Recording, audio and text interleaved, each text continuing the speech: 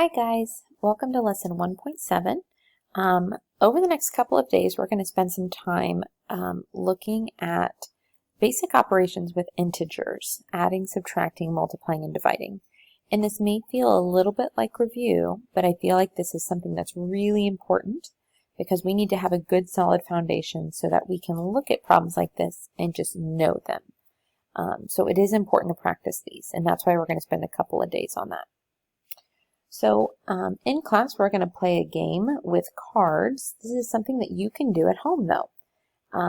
So the rule is you get a deck of cards, and if you turn over the same color, you turn two cards up. If they're the same color, like both are red, you add the numbers and keep the sign.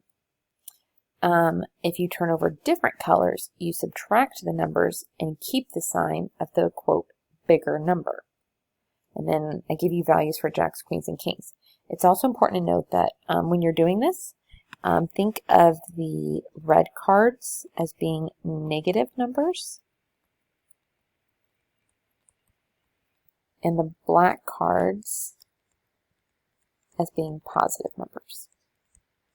Now an example of this could be maybe I turn up the 2 of diamonds and the jack of spades. I'm not going to be able to draw a spade very well. We're going to pretend that that's a spade. So 2 of diamonds, that's a red card, so it means -2. And what we would do in class is add them. We'd say plus the jack of spades. The jack of spades is 11, and it's black, so it's positive. And we would practice with this. But for the purposes of this video, that doesn't really make sense, so we are going to practice with just some numbers or some problems written out. So if we had 1 plus 15, we would get 16. That seems pretty straightforward. We say, yeah, they're the same. We're going to use the same rule here that if they have different colors or if they have different signs, we're going to subtract the numbers and keep the sign of the bigger number. So since 13 and 20 are different signs, this one is negative and this one is positive, I'm going to subtract them. And I'm going to think of it as 20 minus 13, which is 7. And then it said to keep the sign of the bigger number. 20 is bigger than 13. 20 is greater than 13. So what I need to do is say, is 20 a positive or negative? It's positive, so that positive sign stays with my answer. But I just don't write plus 7, I write just 7. Alright, so here I've got 5 minus 14. 5 and minus 14, they have different signs, because even though it's not written, this is a positive 5, so I've got positive 5 minus 14. So what I'm going to do, since they have different signs, is I'm going to subtract them. 14 minus 5 is 9, and then I'm going to look at which one's bigger. Well, 14 is bigger than 5, so I'm going to take the sign that's with the 14 and bring that over and get negative 9. For our last one here, we've got negative 12 minus 7. Now our signs are the same. Because our signs are the same, we're going to add these two numbers together. I get 19. And then we're going to keep whatever sign they both have. Since they both have a negative, that's going to go over here. So it's going to be negative 19.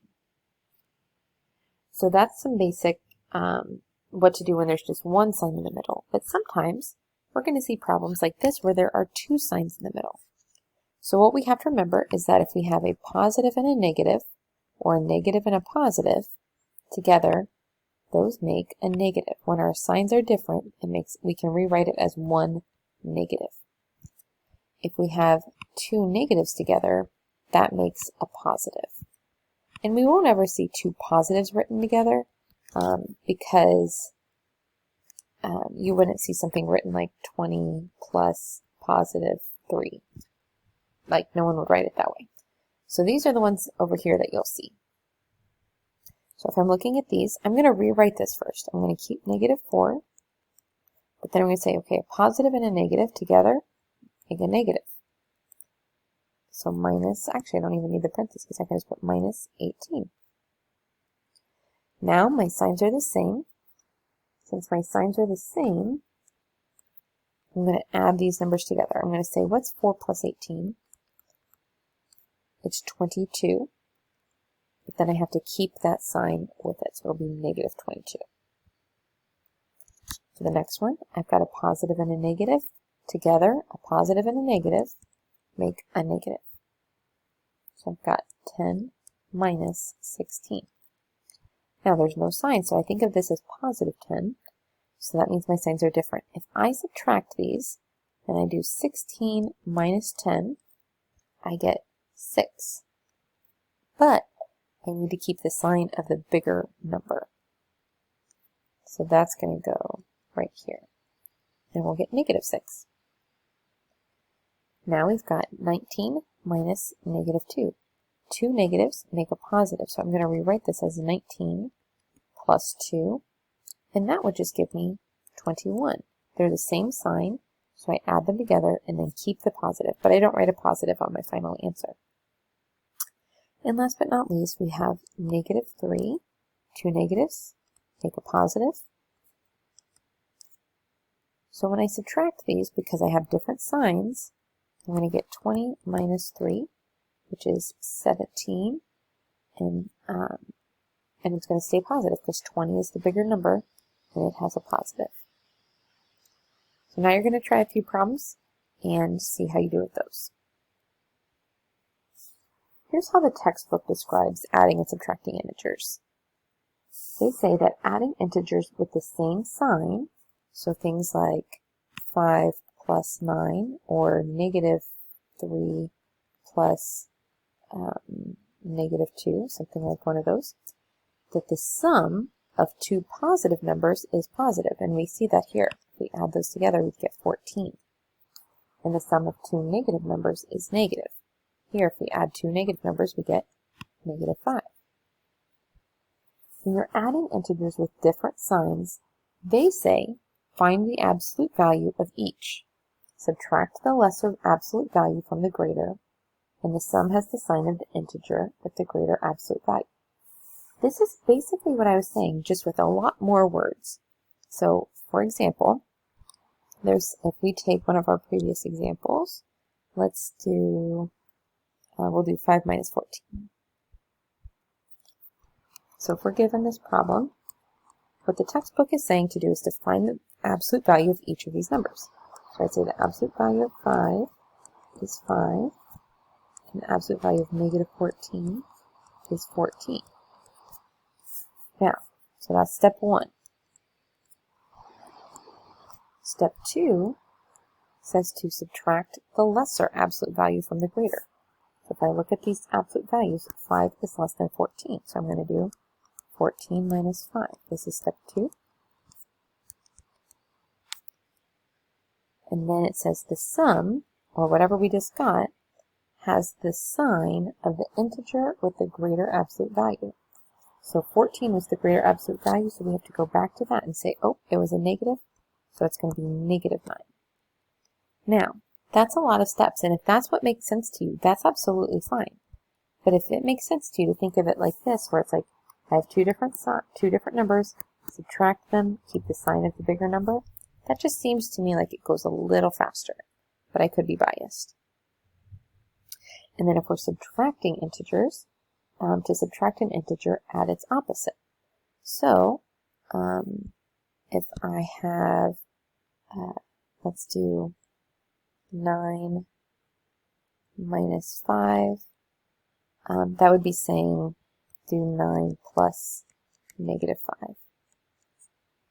And so that's not really going to be very helpful, and I don't like their definition for that one especially. If that makes sense to you, great. You can use whatever works for you. But again, I just want you to build a good base so that when you see negative 3 plus negative 2, you can say negative 5 pretty quickly off the top of your head. So thinking about how do these definitions compare to what we did with the card game, or with the definitions that I gave you as we were doing practice. They're pretty much the same thing. I just think that these textbook definitions are a little bit longer. They're a little bit wordier. But they're basically having us follow the same process.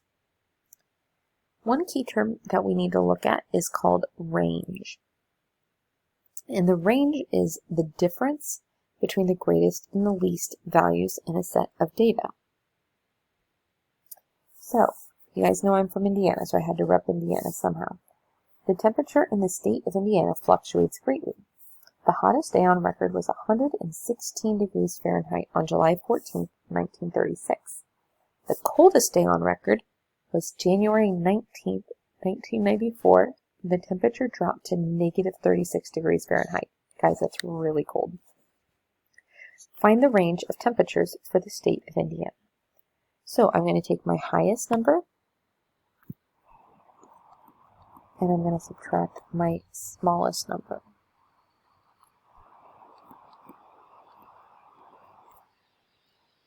And then I'm going to simplify that and find the range. Now remember, if I have two negatives together, that makes a positive.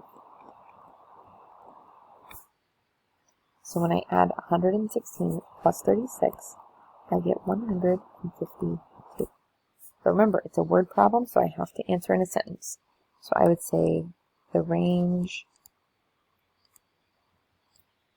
is 152, and then I need to label it so that it's not just like cats or books or llamas.